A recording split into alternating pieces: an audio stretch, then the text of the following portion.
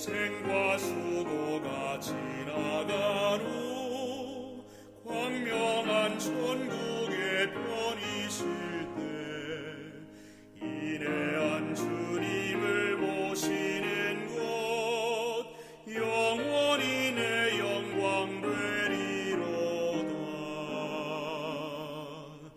영광일세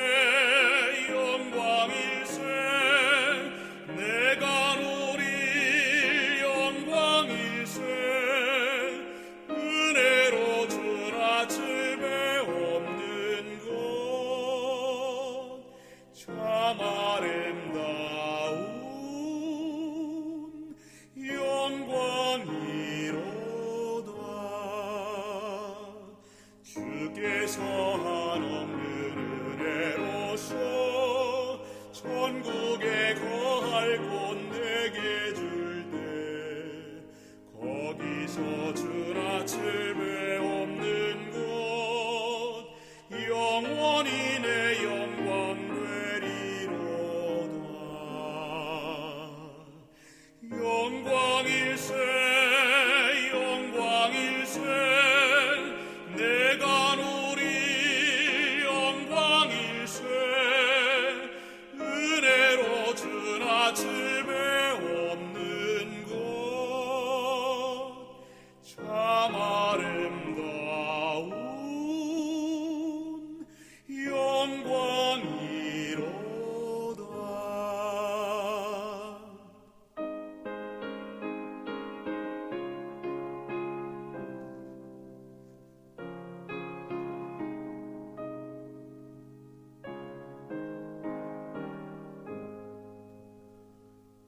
옛날에 친구를 만나볼 때 기쁨이 내 맘에 차련히 와 주께서 자비로 날 보시니 영원히 내 영광 되리로다. 영광일세 영광일세 내가 은혜로 주나 칠배 없는 곳 참 아름다운 영광이로다.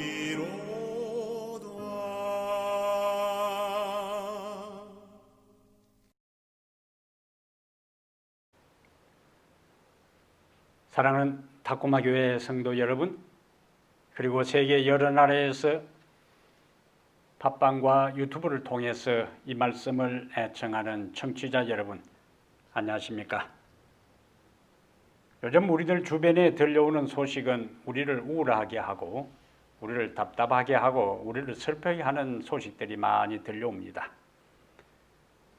그러나 그러한 가운데서도 우리가 위로를 얻고 용기를 가지고 또다시 살아갈 수 있는 것은 하나님께서 우리에게 말씀하시고 우리는 그분에게 말씀드릴 수 있고 하나님께서 성경을 통해서 기록된 진리들이 우리에게 용기를 주고 희망을 주고 복된 약속을 하고 있기 때문에 우리는 혼란한 시대 가운데서도 힘을 내어 다시 살아갈 수 있습니다. 오늘 우리가 함께 연구하는 하나님의 말씀이 이 어려운 시대를 살아가는 우리 모두에게 힘이 되고 은혜가 되고 용기가 되기를 바랍니다. 오늘 우리가 함께 연구할 하나님의 말씀은 스가랴 6장 9절부터 15절의 말씀입니다. 스가랴 6장 9절부터 15절요.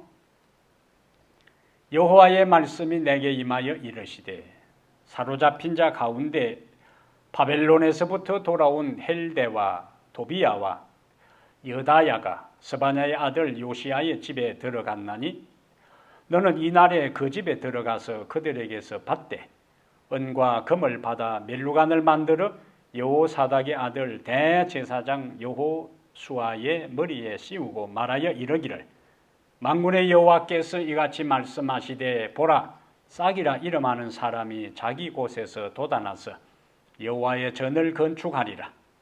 그가 여호와의 전을 건축하고 영광도 얻고 그 자리에 앉아서 다스릴 것이요 또 제사장이 자기 자리에 있으리니 이 둘 사이에 평화의 언원이 있으리라 하셨다 하고 그 면류관은 헬렘과 도비야와 여다야와 스바냐의 아들 헨을 기념하기 위하여 여호와의 전 안에 두라 하시니라.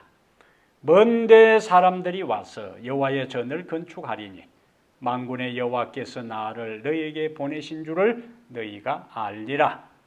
너희가 만일 너희의 하나님 여호와의 말씀을 들을진대 이같이 되리라. 아멘. 오늘은 스가랴 6장 9절부터 15절을 중심으로 해서 여호수아의 대관식 이런 제목으로 하나님 말씀을 함께 연구를 하겠습니다. 오늘 본문은 일명 여호수아의 대관식이라고 일컬어지는 부분이요. 구약의 예언들 중에는 이중적으로 적용해야 할 것이 가끔 있습니다. 그 중에 하나가 오늘 본문이에요. 오늘 본문을 당시의 시대적 상황에 적용하면은 주변 이방 민족들의 방해로 중단된 하나님의 성전이 여호수아와 스룹바벨의 평화의 언원으로 완성될 것이라는 기별입니다. 그리고 종말론적으로 적용하면 미래에 오실 메시아와 그 역할에 대한 예언이지요. 또한 먼데 있는 사람들이 와서 하나님의 전을 건축한다는 비전입니다. 오늘 본문 연구를 통해 이런 내용들을 구체적으로 하나하나 살펴보겠습니다. 첫 번째 본문이 우리에게 주는 기별은 6장 9절부터 11절 그리고 14절에 나타난 하나님의 백성의 헌신은 구속의 역사의 밑거름이 된다. 하나님의 백성의 헌신은 구속의 역사의 밑거름이 된다. 오늘 본문에는 사로잡힌 자 중 바벨론에서 돌아온 몇 사람의 이름이 거명됩니다. 여기 10절에 보면은 사로잡힌 자 가운데 바벨론에서부터 돌아온 헬데와 도비야와 여다야가 그리고 이제 14절에 헨이라는 사람이 추가되어 4명이 돼요. 그리고 계시 중에 스가랴는 요시야 집에 들어가서 이들에게서 은과 금을 받습니다. 그리고 그것으로 면류관을 만들어 대제사장 여호수아의 머리에 씌워주는 장면이에요. 그래서 제사장이었던 여호수아가 왕으로 취임을 합니다. 제사장 여호수아가 왕으로 취임할 때에 바벨론에서 돌아온 바로 이 사람들이 물질적으로 헌신한 것이지요. 당시 가장 중요한 사업이 무엇이었습니까? 중단된 성전 건축이지. 그리고 미래에 오실 메시아를 예언하는 본문에서 은과 금을 하나님께 드려서 여호수아가 대관식 할 때에 쓸 수 있는 면류관을 만들도록 한 이 사람들의 이름을 이처럼 중요한 본문에 하나님께서 기록하도록 한 것은 의미가 있습니다. 10절에 이들을 어떤 사람으로 소개하지요? 사로잡힌 자 가운데 바벨론에서부터 돌아온 사람들이라고 했어요. 고생한 사람들이죠. 힘들게 인생을 산 사람들입니다. 그리고 그들이 바친 은과 금은 아주 중요한 자원이 되잖아요. 예루살렘에서 집을 짓고 농토를 구입하고 생활하는데 아주 요긴하게 사용할 수 있는 것들입니다. 그런데도 이 사람들은 자신들의 귀중한 은과 금을 주님께 바쳤어요. 구속의 역사의 진행에 한 역할을 담당한 것입니다. 하나님은 그런 사람들의 헌신을 기억하시고 성경의 중요한 장면에 이름을 남겨주셨어요. 우리는 지금 구속의 역사가 진행되는 그 중심에 살아가는 사람들입니다. 여기에 등장하는 바벨론에서 사로잡혔다가 돌아온 그 사람들이 자신의 삶이 힘들고 해야 할 일들이 있고 써야 할 곳들이 많이 있지만은 주님의 사업을 위하여 자신들의 귀중한 소중한 값진 은과 금을 드린 것은 오늘 이 시대를 살아가는 우리들도 우리의 형편과 처지에 따라서 몸을 드리고 마음을 드리고 물질로 주님을 위해 헌신하기를 원하십니다. 그렇게 헌신한 우리 하나님은 기억하시고 우리가 하나님께 드린 것보다 헌신한 것보다 바친 것보다 더 많은 것을 흔들어 넘치도록 우리에게 돌려주실 것입니다. 본문 가운데 여호수아가 이제 이들이 헌신한 바벨론에서 사로잡혔다가 돌아온 사람들이 바친 은과 금을 가지고 만든 멜루간을 쓰는 장면이 나오는데 이것은 무엇을 의미할까? 첫째로 성전 건축이 순조롭게 완공된다는 메시지를 스가랴를 통해서 그 시대 사람들에게 전하고 있어요. 여호수아의 직책은 무엇이지요? 대제사장입니다. 그런데 그에게 멸류관을 씌우는 것은 이제 제사장이면서 동시에 왕이 되는 것을 의미했어요. 그러므로 이것은 역사적으로 실제 일어난 일이 아니라 상징적으로 그 시대의 사람들과 훗날의 성경을 연구하는 사람들에게 기별을 주시는 거예요. 구약 시대에는 우리가 아는 대로 제사장 직분과 왕의 직분이 엄격하게 구별되었잖아요. 그래야 때로는 제사장과 왕 사이에 갈등이 있었고 긴장 국면도 조성될 때가 있었어요. 우리는 사무엘상 13장에서 사울 왕이 사무엘의 부재 중에 그가 번제를 드린 것을 보게 돼요.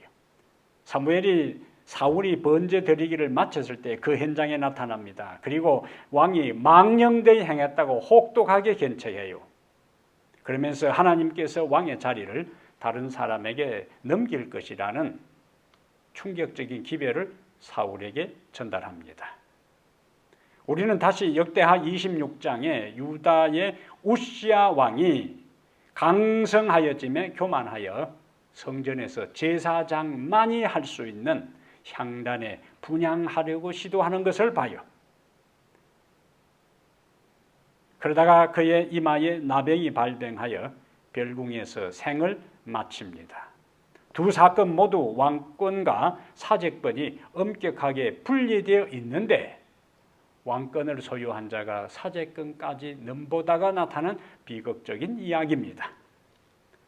그런데 오늘 본문 13절에는 두 직분이 한 사람에게 통합되는 것을 말씀해주고 있어요.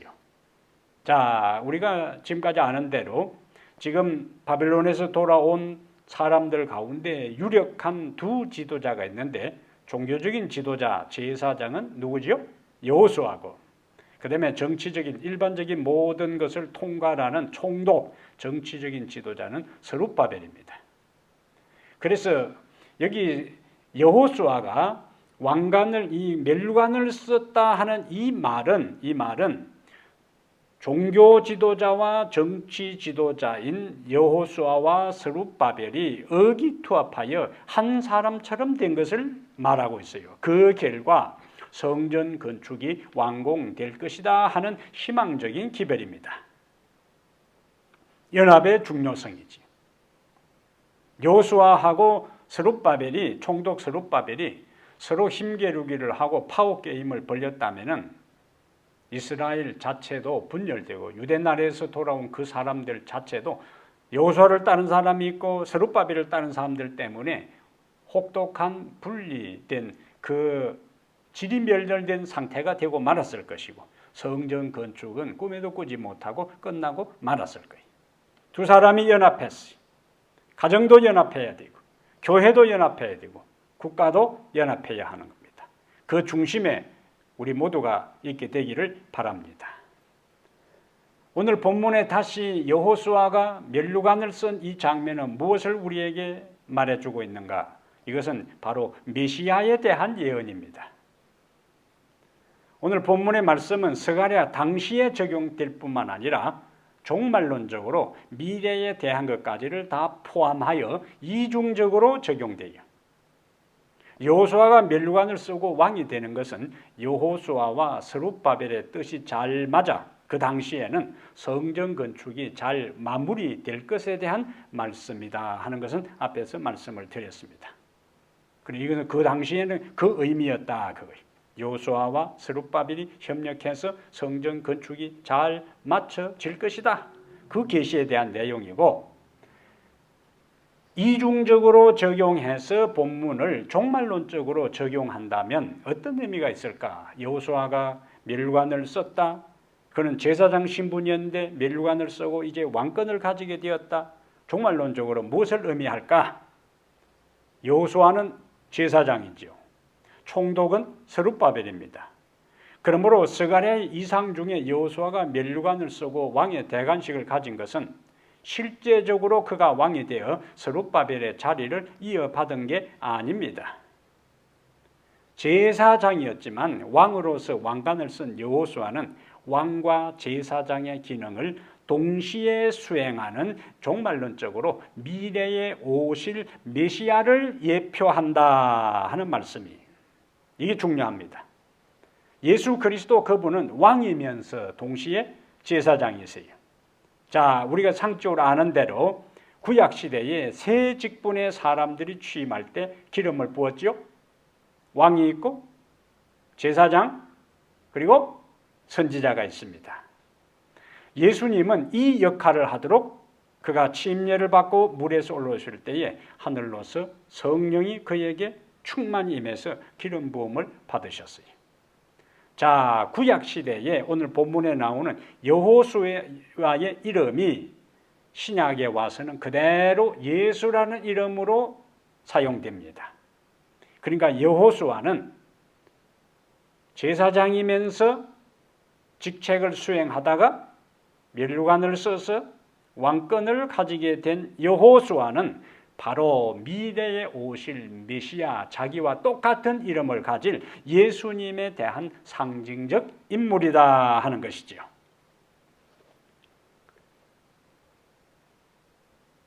오늘 11절과 12절에 연결되는 부분을 보겠어요. 11절, 은과 금을 받아 멸류관을 만들어 여호사닥의 아들 대제사장 여호수아의 머리에 씌우고 말하여 이르기를, 바로 12절하고 연결되어 만군의 여호와께서 이같이 말씀하시되 보라, 싹이라 순이라 이름하는 사람이 자기 곳에서 솟아나서 여호와의 전을 건축하리라.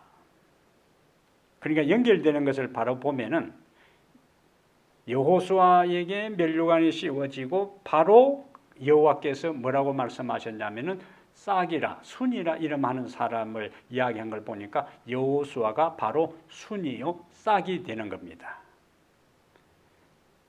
그러면 성경에는 순, 싹, 가지 이러한 것을 선지자들은 메시아 이미지하고 연결시켰어요. 이사야는 이사야 4장 2절과 11장 1절, 53장 2절에 순, 싹을 메시아하고 연결시켰고, 예레미야는 예레미야 23장 5절과 33장 15절에서 순, 싹, 가지를 메시아하고 연결시켰어요. 그래서 여호수아에게 멸류관을 씌워주고 순이라 싹이라 이름하는 사람이 할 때 그것은 바로 미래에 오실 메시아고 예수님에 대한 예언이다 하는 말씀이지요. 자, 순 어떤 이미지죠? 이름 그대로 순한 거예요. 부드러운 거예요. 근데 미미한 거예요.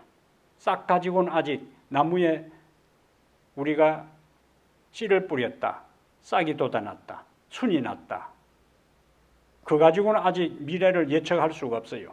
당장에 그냥 조금만 잘못 건드리면은 부러지고 떨어져서 죽고 말아요. 예수님의 출발이 이와 같은 모습이라는 겁니다. 이사야 53장 2절에 이사야는 메시아 예언을 하면서 어떻게 메시아를 표현했냐면은, 그는 이사야 53장 2절에 주 앞에서 자라나기를 연한 순 같고, 순도 순인데 연한 순이요. 이제 막 싹을 틔운 거, 이제 나무 줄기에서 막 돋아난 연한 순 같고, 그 다음에 마른 땅에서 나온 줄기 같아서, 기름진 땅이 아니잖아요. 마른 땅이라. 겨우 싹을 틔우고 노란 상태에서 올라온 그 상태를 이야기합니다. 고분 모양도 없고 풍채도 없은즉 우리의 보기에 흠모할 만한 아름다운 것이 없도다. 그러므로 스가랴 6장 12절과 13절에서 싹 순이라 하는 그것은 메시아에 대한 예언이고, 메시아에 대한 출발은 예수님의 삶과 연결되는데, 이사야 53장에서 이사야가 예언한 이것이 실제적으로 메시아 되신 예수님이 오실 때에 어떤 모습이었는가? 예수님은 베들레헴 마구간에서 조용히 태어나셨어요. 예수님은 비천한 동네 나사렛에서 가난한 목수의 집에서 성장하셨어요.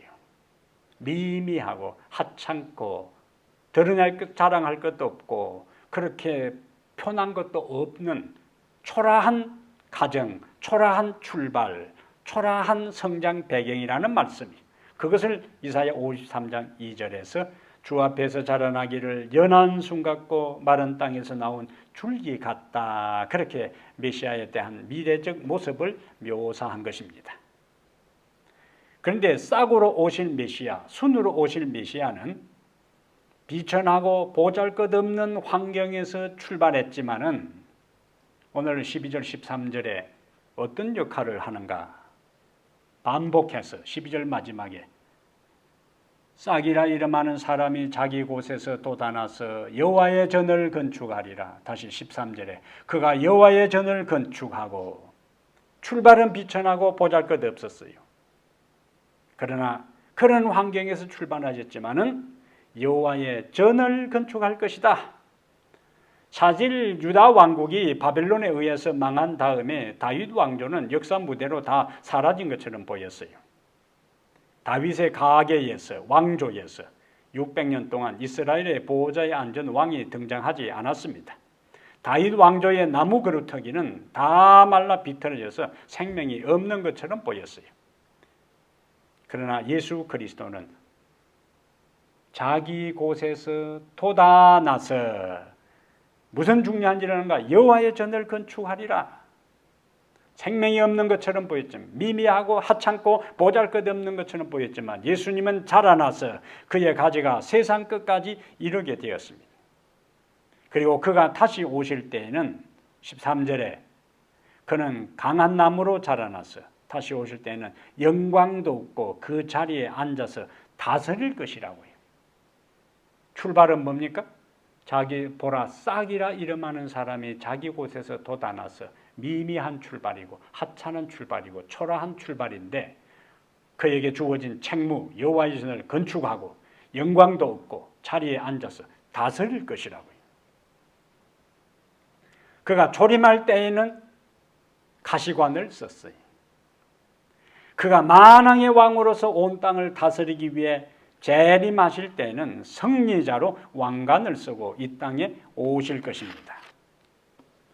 그래서 요한계시록 19장 11절과 12절에는 예수님의 재림할 때의 장면을 이렇게 묘사해요. 요한계시록 19장 11절에 또 내가 하늘이 열린 것을 보니 보라 백마와 그것을 탄 자가 있으니 그 이름은 충신과 진실이라. 그가 공의로 심판하며 싸우더라. 그 눈은 불꽃 같고 그 머리에는 많은 관들이 있고, 여기 중요한 것은 오늘 본문과 연결해서 많은 관들이 있고, 예수님이 이 세상에 오실 때에 백마를 타고 오신다고 했는데 하늘에서 어떻게 말을 타고 오나? 계시록에 대한 것이 대부분이 표상이잖아요. 상징이잖아요. 백마를 타고 오는 것은 요한계시록이 기록될 당시에 로마의 문화적 모습을 반영합니다. 고대 로마 사람들은 장군이 전쟁에 나가서 승리했다. 그러면은 왕이 그 장군에게 특별히 흰 말, 백마를 보내는 거예요. 그러면은 전쟁에서 승리한 장군은 왕이 하사한 그 백마를 타고 자기 휘하의 부하들을 이끌고 그 뒤에는 포로들을 줄줄이 엮어서 왕에게 보고하기 위해서 성전 보고를 하기 위해서 오는데 그때에 백마를 탔어요. 그래서 예수님이 재림할 때에 백마를 타고 온다 하는 이야기는 그가 승리자로서 많은 관을 쓰고 이 세상에 오시는 것을 말씀하고 있어요. 왕으로서의 예수님의 모습입니다. 그런데 그리스도는 원래 여호수아는 제사장이었고 그가 멸류관을 썼다. 그러면 그가 제사장이면서 왕이 된 거예요. 그렇다면 지금까지는 예수님의 어떤 모습이요? 왕의 모습, 다스리는 모습, 승리의 왕관을 쓰고 오시는 모습인데 그리스도는 또 다른 직분, 신분이 뭐냐? 제사장이다. 그것이 제사장으로서의 예수님의 모습을 다시 오늘 본문에서는 뭐라고 하냐면 13절에 그가 여호와의 전을 건축하고 영광도 없고 그 자리에 앉아서 다스릴 것이요. 이건 왕으로서의 예수님의 모습이고 또 제사장이 자기 자리 위입니다. 위치 자기 자리에 있으리니 이 둘 사이에 평화의 언원이 있으리라. 제사장의 역할은 뭐지요? 제사장은 거룩하신 하나님과 죄인 사이에 중보자 역할을 하는 겁니다. 그래서 예수님은 백성들과 중보자 역할을 하려면 백성들의 처지를 잘 이해해야 돼요. 잘 알아야 되는 겁니다. 그들의 처지를 공감할 수 있어야 돼요. 그래서 그는 사람으로 오셨어요. 그리고 가장 비천한 사람, 가장 소외된 사람, 가장 상처받은 사람, 가장 가난한 사람, 가장 불쌍한 사람까지라도 아무도 부담 없이 예수님에게 오실 수 있도록 하기 위해서 그는 가장 가난한 집에서 태어나셨어요. 그리고 외형적으로는 미혼모 집에서 태어난 것처럼 보였어요. 그리고 초라한 마구간에서 태어나셨고 악명 높은 나사렛 동네에서 성장하셨어요.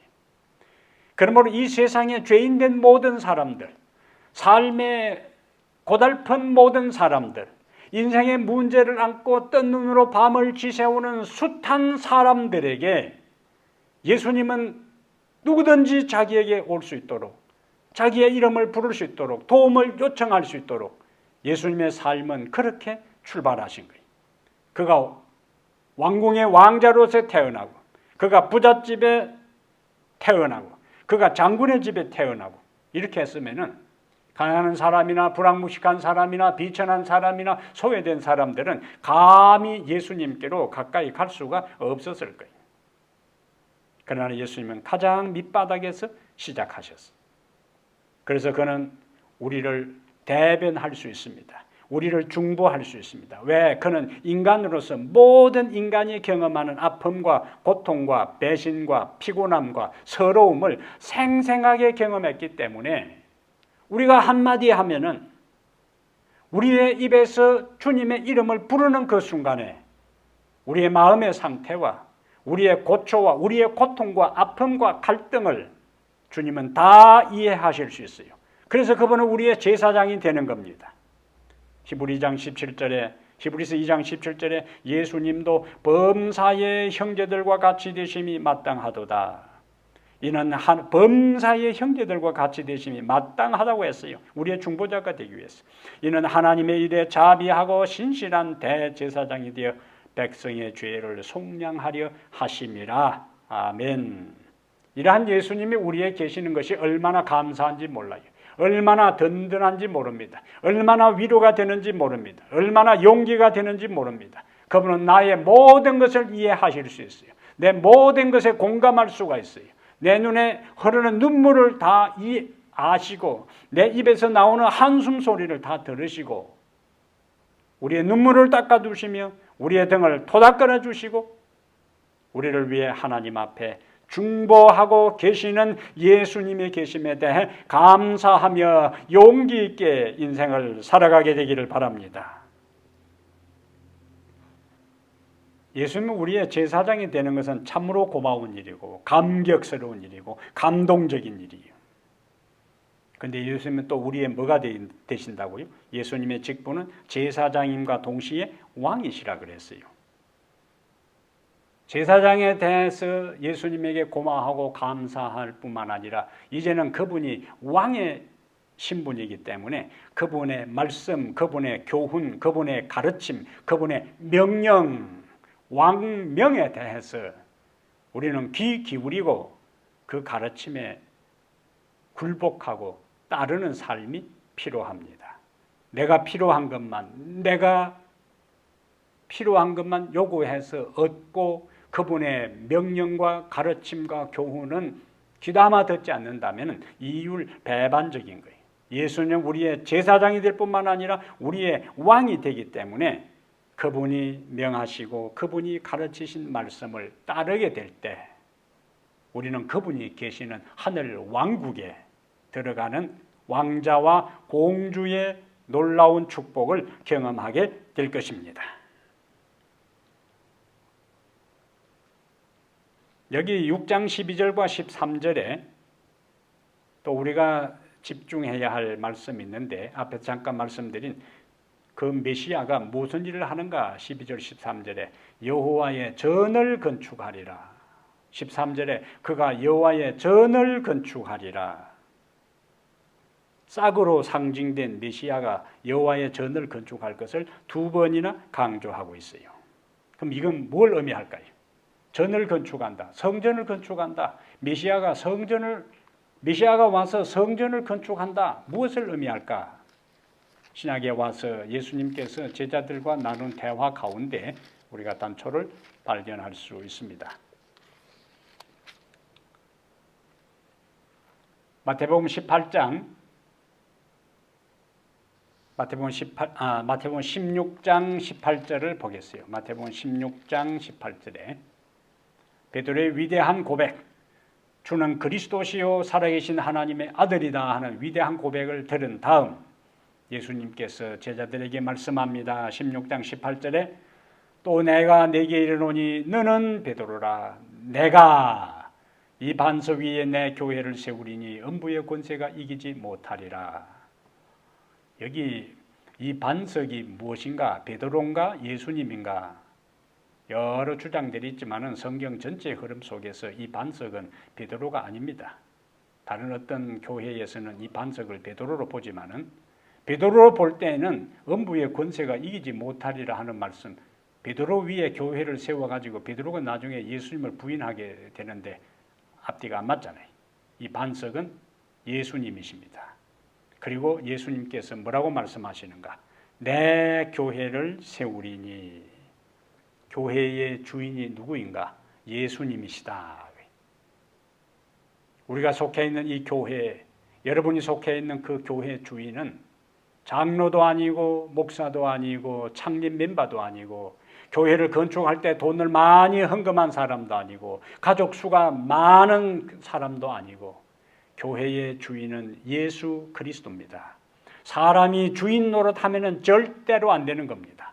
언제나 주인의 뜻을 받들어 목사도 장로도 집사도 모든 사람들도 주인의 뜻을 받들어 교회를 섬겨야 하는 겁니다. 우리는 주인을 섬기는 종에 불과하다는 우리의 신분을 정확하게 이해할 필요가 있습니다. 그래야 교회가 평안해요. 그래야 교회 신앙생활이 행복합니다. 그러면 우리들 한 사람 한 사람의 역할은 무엇일까? 예수님께서 내 교회를 세운다고 말씀했는데 어떻게 예수님께서 교회를 세워 가실까? 그것이 에베소 교회에 보낸 바울의 편지에 해답이 있습니다. 에베소 2장 19절부터 보겠어요. 에베소 2장 19절에 그러므로 이제부터 너희는 외인도 아니요. 에베소 사람들이니까 다 옛날엔 다 이방인들이거든요. 이제부터 너희는 외인도 아니요 나그네도 아니요 오직 성도들과 동일한 시민이요 하나님의 권속이요 가족이 된 거라. 그러면서 20절에 너희는 사도들과 선지자들의 터 위에 세우심 입은 자라 그리스도 예수께서 친히 모퉁이 돌이 되셨느니라. 코너스톤 예수님이 모퉁이 돌이 되신다는 거예요. 그리고 우리들 한 사람 한 사람이 21절에 그의 안에서 예수님 안에서 코너스톤 모퉁이 돌 위에 건물마다 서로 연결하여 우리 한 사람 한 사람이 연결되는 거예요. 주 안에서 성전이 되어가고 너희도 성령 안에서 하나님이 거하실 처소가 되기 위하여 그리스도 예수 안에서 함께 지어져 가느니라. 우리들 한 사람 한 사람이 예수님께서 이 세상에 교회를 세우는데 그 교회를 세우는 구성원이 누구냐? 우리들 한 사람 한 사람이라는 거예요. 우리들 한 사람 한 사람이 있어야 할 자리, 우리들 한 사람 한 사람이 해야 할 일들을 제대로 할 때 예수님이 이 세상에 오셔서 세운 그 교회가 점점 건물다운 건물, 교회다운 교회가 될 수가 있습니다. 자신의 역할을 잘 해야 되는 거예요. 그러면 오늘 다시 본문으로 가서 스가랴 6장 15절에 먼데 사람들이 와서 여호와의 전을 건축하리니, 이것이 바로 자 앞에는 누가 건축해요? 메시아 되는 순이라 이름하는 그가 여호와의 전을 건축한다. 그거는 종말론적으로 어떻게 연결이 된다고요? 예수님이 이 세상에 오셔서 모퉁이대로 되어서 교회를 세웠다. 그런데 예수님이 세운다고 했는데 성전을 15절에 다시 먼데 사람들이 와서 여호와의 전을 건축한다. 예수님이 건축한다고 했는데 왜 또 뜬금없이 먼데 사람들이 와서 여호와의 전을 건축하는가? 그것이 바로 아까 에베소 2장 20절부터 22절에 나오는 하나님을 믿지 않는 사람들이 예수 그리스도를 받아들이고 구원의 줄로 고백하고 생명의 주님으로 왕으로 제사장으로 고백하고 주님을 믿고 살아갈 때 그런 사람들이 한 사람 한 사람 모임으로 인해서 무엇이 되는가? 교회가 형성되어 가는 겁니다. 우리들 한 사람 한 사람이 그래서 하나님 안에서 교회예요. 교회. 누가 세우는가? 예수님이 세워나가는 거예요. 우리는 재료가 되는 거예요.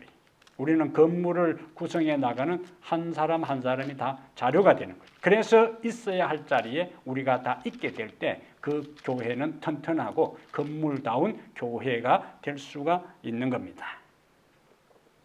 베드로는 오순절 성령 충만을 경험한 다음 사도행전 2장 38절과 39절에 베드로가 이르되 너희가 회개하여 각각 예수 그리스도의 이름으로 침례를 받고 죄 사함을 받으라. 그리하면 성령의 선물을 받으리니. 그 다음에 이제 여기 스가랴 6장 14절에 나오는 표현이 나옵니다. 39절에 이 약속은 너희와 너희 자녀와, 여기는 유대인들을 가리키는 거예요. 모든 먼데 사람 이방입니다. 그 주 우리 하나님이 얼마든지 부르시는 자들에게 하신 것이라.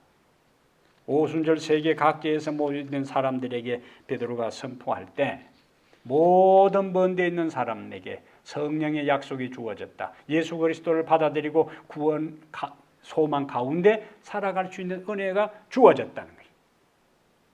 우리는 그동안에 먼데 있는 사람들이었습니다.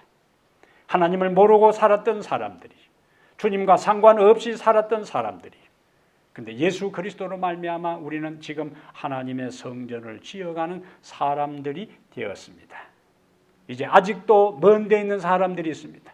복음을 믿지 않는 사람들이 있어요. 예수의 기배를 듣지 못한 사람들이 있습니다. 하늘의 소망의 기배를 모르는 사람들, 다 먼데 있는 사람들이에요.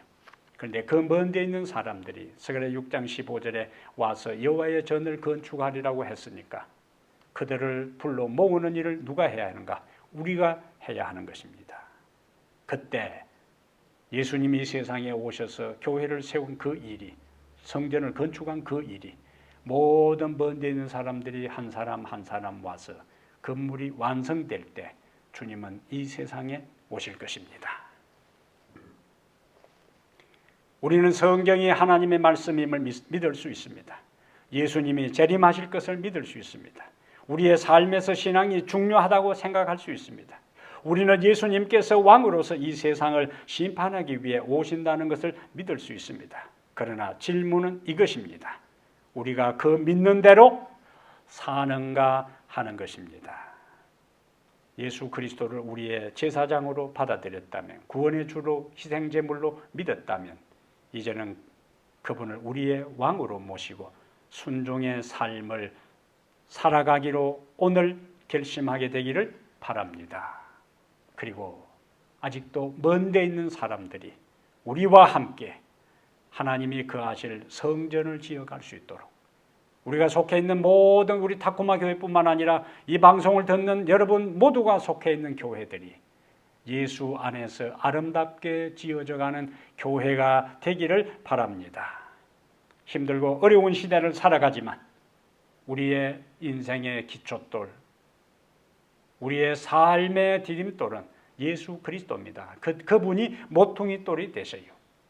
그분이 순으로 싹으로 오셔서 온 세상을 뒤엎는 생명의 나무가 된 것처럼 그 생명의 가지를 붙잡고 살아가는 우리들 한 사람 한 사람도 힘들고 어려운 시대 가운데서도 용기 있게 믿음으로 살아갈 수 있습니다.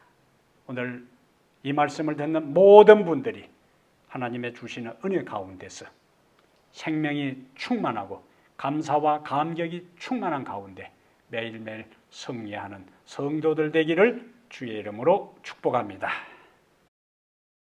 우리의 생명의 가지가 되시고 싹이 되시는 예수 그리스도시여, 주님은 이 세상에 참으로 비천한 환경 가운데 오셨습니다. 보잘것없는 가문에 초라한 마구간에서 태어나시고 그리고 가난한 목수의 집에서 성장하셨습니다. 이 세상에 살아가는 하찮고 비천하고 보잘것없는 소외되고 가난하고 서름받는 어느 인생이라 할지라도 다 주님께로 나와 구원의 복된 소식을 발견하고 예수 그리스도를 제사장으로 믿고 희생제물로 믿어 죄의 용서함을 경험하고 왕으로 섬기면서 하늘 왕국에 들어갈 수 있는 왕자와 공주가 되도록 하기 위해 주님께서 그러한 모든 준비를 갖춘 것을 인해 주님을 찬양하고 감사를 드립니다. 하나님 우리 아버지, 우리들 한 사람 한 사람이 주님께서 모퉁이 돌이 되시는 그 교회의 구성원으로 하나님이 거하실 성전을 지어가는 사람들이기에 우리가 있어야 할 자리에 있게 해 주시옵소서. 해야 할 일을 하게 하여 주시옵소서. 그리하여 주님이 세상에 오실 때에 하늘 왕국의 왕자로서 공주로서 넉넉히 들어가는 축복의 사람들 되게 해 주시옵기를 우리 주 예수님 이름으로 간절히 기도하옵나이다. 아멘.